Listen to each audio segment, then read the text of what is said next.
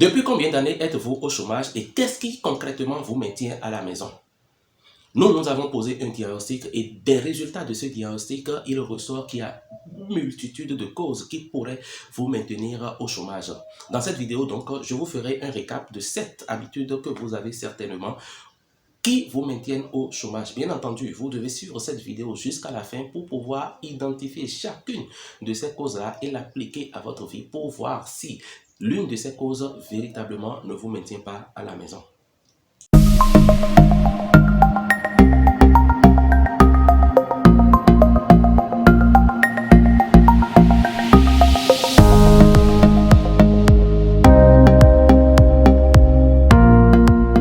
Bonjour et bienvenue sur Insertion Pro, une nouvelle vidéo aujourd'hui où nous allons encore nous donner des conseils, des astuces pour sortir de la précarité.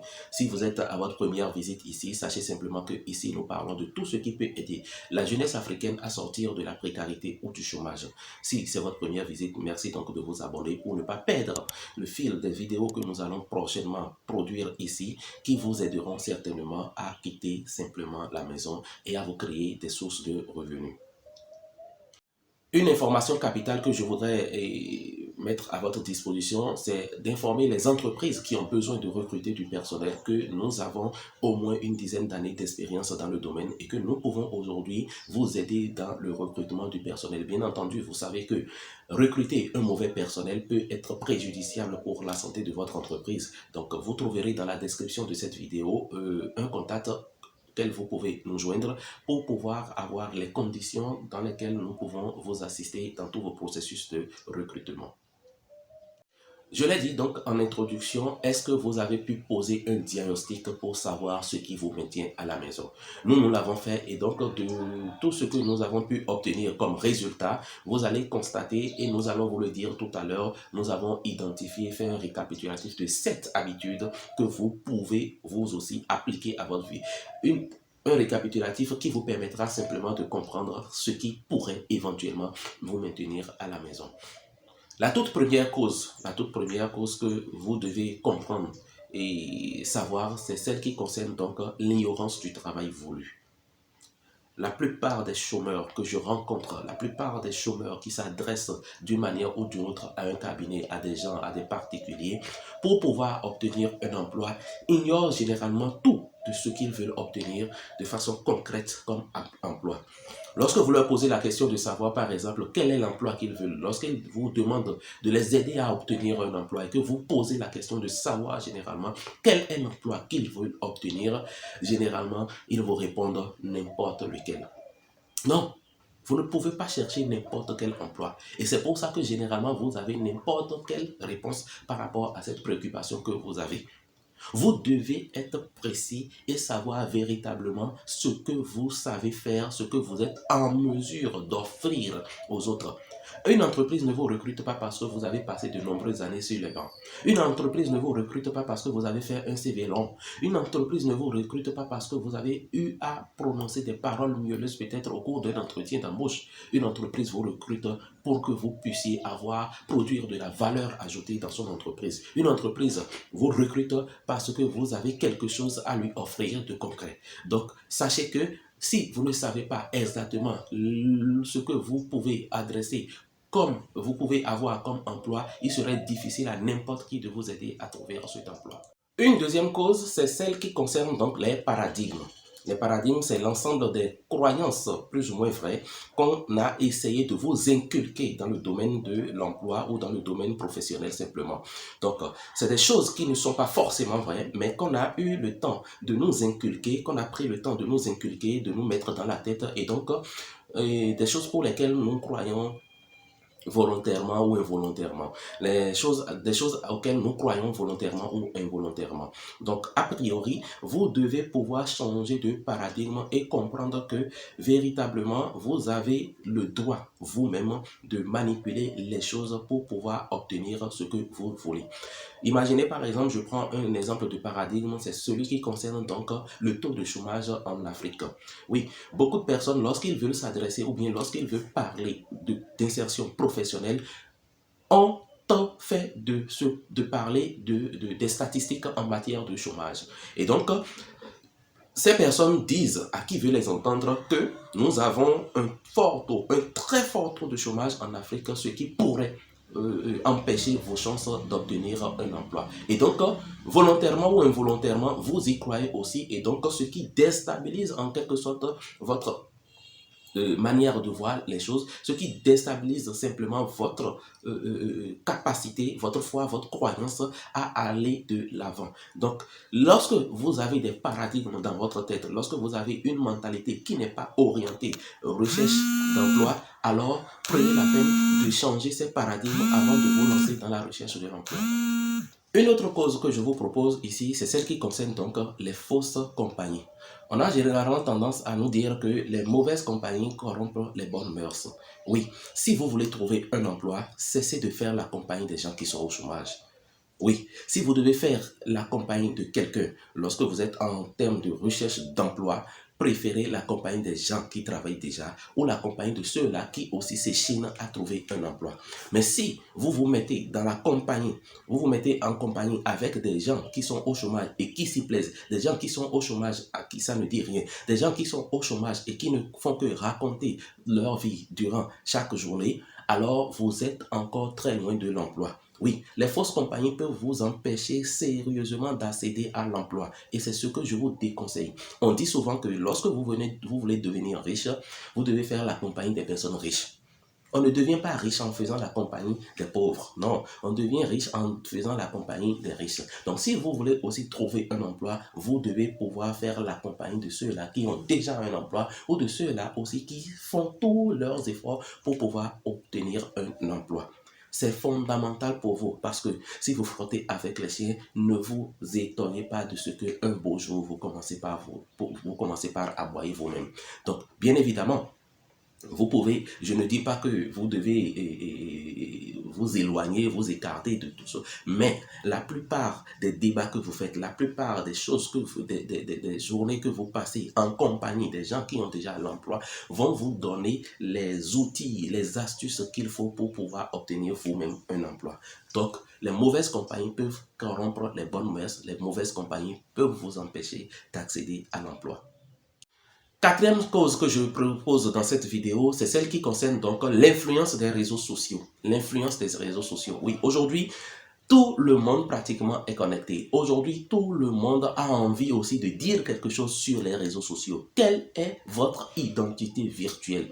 Qu'est-ce que vous présentez sur les réseaux sociaux? Qu'est-ce que vous faites? Qu'est-ce que vous amenez les gens à voir de vous sur les réseaux sociaux? C'est fondamental. Il s'est passé un jour quelque chose, une situation qui va vous étonner. C'était une dame qui était dans un processus de recrutement et elle avait franchi bien d'étapes. Et à la date où elle devait rencontrer maintenant le PDG, le patron, juste pour formalité, hein, parce que tout était déjà, je crois, bien, le PDG était allé donc sur Internet et a juste simplement tapé son nom. Quand on a tapé son nom, il s'est révélé quand même qu'on l'a trouvé ou on l'a identifié dans des événements pas trop catholiques, des événements pas trop bonnes en quelque sorte. Donc, ceci a fait que simplement elle a perdu cet emploi-là auquel elle tenait quand même si bien. Quelle est votre identité virtuelle? Qu'est-ce que vous mettez sur les réseaux sociaux ou qu'est-ce que vous dites sur les réseaux sociaux? Ceci peut avoir un impact plus ou moins positif ou négatif sur la recherche de votre emploi. Donc, lorsque vous êtes sur les réseaux sociaux, lorsque vous êtes au chômage et que vous devez intervenir sur les réseaux sociaux, sachez véritablement faire la part des choses. Vous savez, les réseaux sociaux aujourd'hui, c'est des systèmes informatiques aussi. C'est des systèmes informatiques. Vous pouvez poster une photo aujourd'hui que vous allez même supprimer quelques instants après, mais dans la base de données, c'est déjà enregistré sur les serveurs du site ou bien de l'application ou je ne sais quoi, c'est déjà stocké. Donc, on peut vous ressortir cette information-là des années plus tard. Cette information qui pourrait peut-être déclencher toute une reine, toute une... en tout cas, tout un système contre vous. Donc, si vous êtes dans ce système, ou vous êtes dans si vous êtes sur les réseaux sociaux du moins, faites la part des choses et sachez quoi dire, quoi faire sur les réseaux sociaux. Oui, c'est véritablement important pour vous. La deuxième cause à laquelle je vous convie aujourd'hui, c'est celle qui concerne donc les alliances ethniques. Oui, les alliances ethniques. Vous savez, nous sommes en Afrique et en Afrique, il y a beaucoup de mystères, il y a beaucoup de mythes, il y a beaucoup de choses que vous ne comprenez certainement pas sur le plan spirituel. Oui, vous allez entendre, je vais vous donner un exemple très simple pour que vous compreniez de quoi je parle. Vous allez entendre par exemple que dans notre famille, nous, on n'a jamais le bac. Vous allez entendre dans d'autres familles, nous par exemple, nous n'avons jamais, nos femmes ne restent jamais chez un mari. Lorsque vous fouillez un peu plus dans la généalogie, ou bien lorsque vous allez un peu plus dans le passé par rapport à cette situation, vous vous rendez compte qu'en réalité, un ancêtre, un aïeul a peut-être fait une malédiction qui doit porter ses fruits sur des générations. Ce qui ce qui s'impacte, ce qui fait, amène un certain impact sur tout le reste de la génération. Lorsque vous êtes aussi dans cette lignée et que vous ne prenez pas le soin de briser cette alliance-là, vous ne prenez pas le temps de briser cette lien-là, vous allez toujours vivre des situations malencontreuses qui ne vont pas favoriser votre emploi. Oui, il y a des familles où on dit par exemple que non, nous ne sommes jamais des cadres. Nous n'accédons jamais à telle ou telle chose. Nous ne faisons jamais telle ou telle chose. Nous ne faisons pas ci, nous ne faisons pas ça. Et ceci peut vous bloquer dans le processus d'emploi. Vous comprenez? Donc, faites attention, faites la part des choses et sachez simplement. On peut dire que, oui, dans notre famille, par exemple, les femmes ne travaillent pas. Les femmes ne vont pas dans l'entreprise de quelqu'un. Quel que soit ce que vous allez faire, tant que vous n'êtes pas vous n'avez pas brisé ce lien, tant que vous n'avez pas, oui, vous ne vous êtes pas détaché de ce système, vous n'allez pas le comprendre, mais vous allez vous empêcher vous-même simplement d'obtenir un emploi. Donc, c'est important, c'est fondamental. Et la seule chose que je peux vous proposer à ce niveau, faites tout possible pour obtenir une vraie délivrance de à ce niveau-là. C'est fondamental pour vous. Autrement dit, vous n'avez pas de solution durable par rapport à cette cause. Cette sixième cause que je vous propose aujourd'hui, donc, c'est celle qui concerne les dossiers incomplets. Je ne sais pas ce qui motive cela, mais il y a des personnes, des fois, lorsque elles lisent un avis de recrutement où le recruteur liste clairement les pièces à fournir, ces personnes se taguent ou évitent donc de fournir l'intégralité des dossiers et donc jouent à un jeu qui est un jeu que j'appelle un jeu simplement dangereux. Parce que dans beaucoup de processus ou dans beaucoup de cabinets de recrutement, lorsque vous venez que déjà votre dossier est incomplet, il n'est même pas analysé. Cessez simplement de réserver un sort de poubelle à vos dossiers, s'il vous plaît, chers amis. Non, cessez. Disons la vérité, cessez de déposer des dossiers incomplets. Lorsque vous voulez, même à la limite, déposer un dossier incomplet, il va falloir pouvoir justifier ça dans le courrier, ou bien écrire un courrier en dehors, ou bien même dans votre lettre demande d'emploi déjà, ou dans votre lettre de motivation, dire clairement pourquoi votre dossier est incomplet. Encore que si vous avez la chance qu'on lise ça, parce que lorsqu'on commence et qu'on identifie, la personne a peut-être, celui qui s'occupe de ça, a peut-être des centaines, des milliers de dossiers à étudier. Et donc, lorsque vous êtes, vous ne répondez pas aux critères, au premier critère qui est peut-être, est-ce que les dossiers sont en conformité, est-ce que les dossiers sont complets, et que vous ne respectez pas ce critère déjà, c'est facile souvent de déposer votre CV et d'évoluer. Donc, chers amis, lorsque vous lisez les avis de recrutement et que vous avez la liste des dossiers à fournir, faites tout possible pour pouvoir y accéder. C'est pour ça que je conseille généralement à ce que vous ayez vos dossiers souvent prêts, que ce soit en version physique, en version papier ou en version électronique. Ayez toujours vos dossiers prêts. Ça vous évite ces genres de situations où vous êtes, vous vous rendez compte que votre dossier n'a peut-être jamais été étudié. Septième et dernière cause que je vais évoquer dans cette vidéo, il s'agit simplement de la mauvaise vente que vous faites de votre personnalité au cours des entretiens d'embauche. Il y a des choses que vous devez comprendre, il y a des choses que vous ne devez pas dire lorsque vous allez à un entretien d'embauche par rapport à votre poste, par rapport à votre, oui, au poste que vous comptez occuper dans les tout prochains jours si l'entreprise vous donne la chance d'être recruté. Donc, prenez la peine d'étudier est de comprendre véritablement la logique qui sous-tend un entretien d'embauche. Qu'est-ce que le recruteur veut écouter et entendre de vous? Qu'est-ce que le recruteur a envie de comprendre en vous invitant à un entretien d'embauche?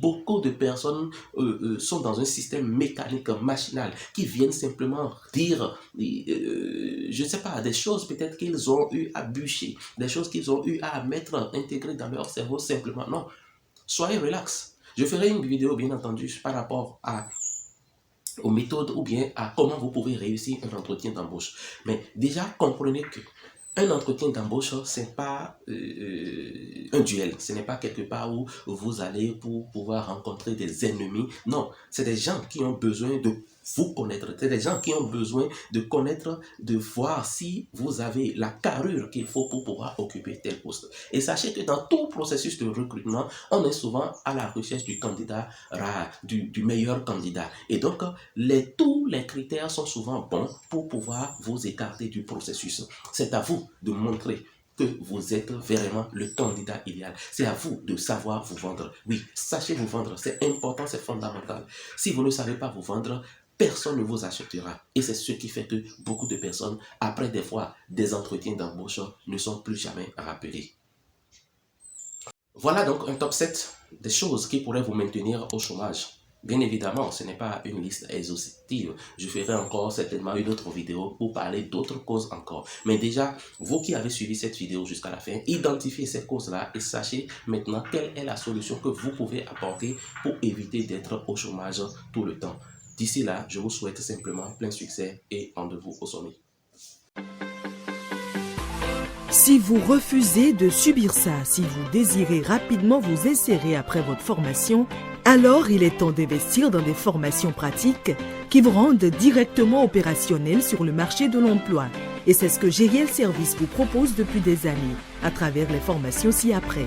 Secrétariat, cuisine et restauration, décoration et peinture bâtiment, maintenance informatique et conception d'applications, métier du son et de l'image, élevage et maraîchage. Inscrivez-vous vite pour la nouvelle rentrée et garantissez votre insertion professionnelle avec nous. Contact 00229 96 44 44 22 94 77 55 66. Chez nous, pas de formation sans emploi. GRIEL Service, vous aurez toujours une raison de nous préférer.